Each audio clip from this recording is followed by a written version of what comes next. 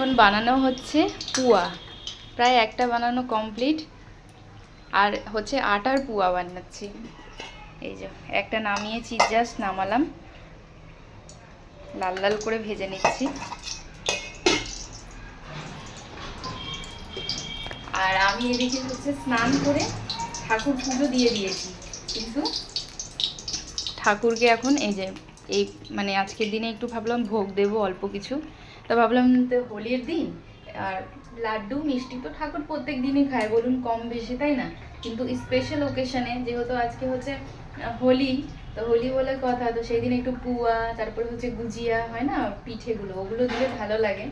তা আমি অত কিছু তো আর করতে পারছি না, তো ভাবলাম তাহলে পুয়াটা বানিয়ে ঠাকুরকে দেব। একটা জাস্ট নামিয়েছি, আর এত সুন্দর ফুলছে, আর ঠাকুরেরই বাসনেই করছি এখন।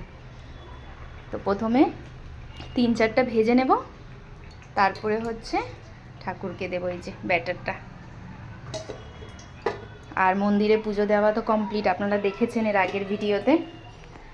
চলুন পুয়াগুলো ভেজে নিই, তারপরে তো টুকিটাকি রান্না আছেই, কারণ কালকে তো গ্রহণের জন্য কিছু করতে পারিনি, আজকে হচ্ছে পুজো হচ্ছে, ভাল লাগছে মনটাও।